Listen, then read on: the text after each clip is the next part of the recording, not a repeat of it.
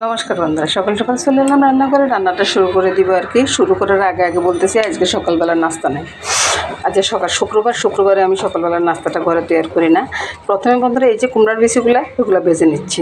এগুলো কিছুটা ছেলে অফিসে নিয়ে যাবে, ও আবার এগুলো খায় আর কি। তেল দিয়ে ভেজে দিব, আর কিছুটা আমি মাছের জন্য নিব। এই তো ভাজা হয়ে গেছে বন্ধুরা।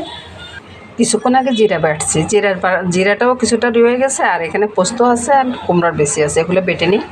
আসলে বন্ধুরা আজকে কথা কইতে ইচ্ছা করতেছে না, ভাইকে নিয়ে দাদু ভাইকে নিয়ে আর কি।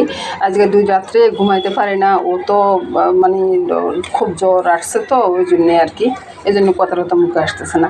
তো এই মাংসের জন্য বন্ধুরা প্রথমে আমি মশলাগুলা নিয়ে আসছি আর কি। এখানে জিরা বাটা, আদা, রসুন, পেঁয়াজ, তারপরে এখানে গোটা রসুন আছে, পেঁয়াজ আছে, আলু আছে, সবই বন্ধুরা এখানে আছে। ছেলে বাইরেতেছে তাই ছেলে ডাকতেছে। ছেলে একটা চুমু খেয়ে তারপরে বাইর হবে আর কি, ওই জন্য সবসময় ডাকে।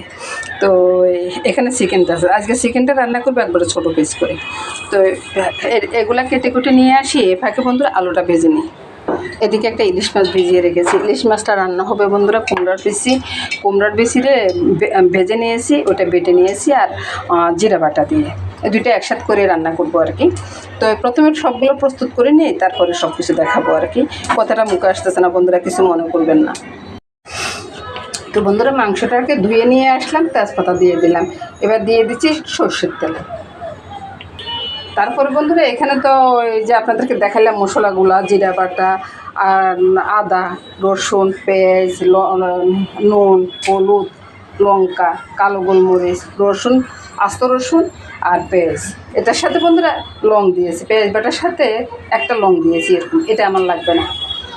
আর সবগুলো একসাথে দিয়ে এবার ভালোভাবে মেখে নিব আর কি। যত ভালোভাবে পারি তত ভালোভাবে মেখে নেব।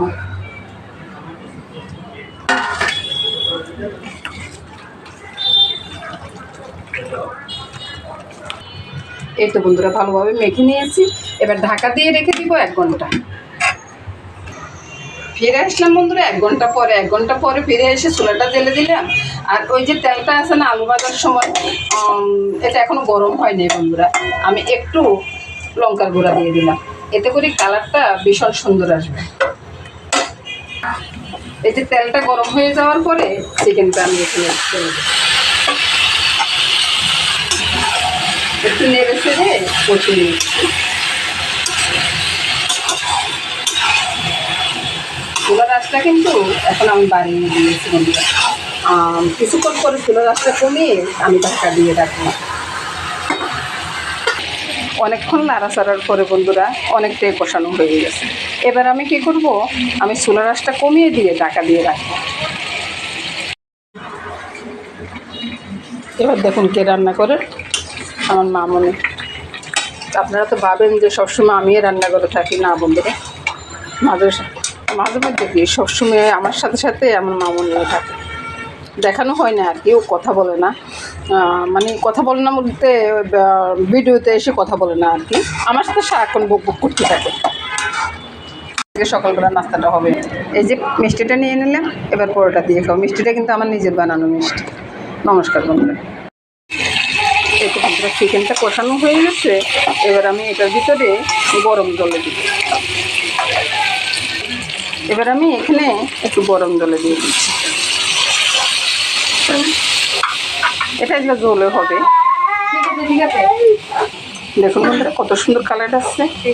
তারপরে নেড়ে চেড়ে রান্নাটা শেষ করে দেবো। ভাইয়ে কান্না করতেছে, দেখুন আগে কি অবস্থা। এবার বন্ধুরা আমি এখানে একটু দারচিনি এলাচি গুঁড়াটা ছেড়ে দিলাম।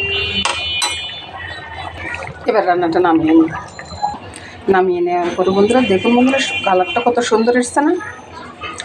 নমস্কার বন্ধুরা, এই রান্নাটা এখানে শেষ করলাম।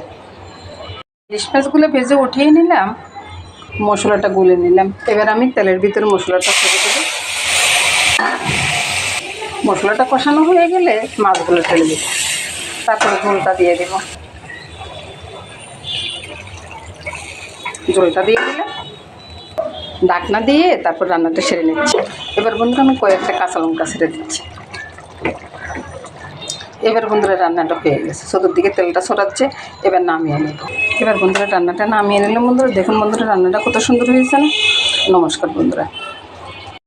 আর এর সাথে সাথে বন্ধুরা আজকে আমার রান্নাটা শেষ হয়ে গেছে। আর এদিকে চিকেনটা আছে, আর এদিকে ইলিশ মাছটা আছে, এটা দিয়ে আজকে খাওয়া হয়ে যাবে বন্ধুরা। নমস্কার বন্ধুরা, সবাই ভালো থাকুন, সুস্থ থাকুন, সুন্দর থাকুন বন্ধুরা, এই কামনা করে আজকের মধ্যে এখানে বিদায়।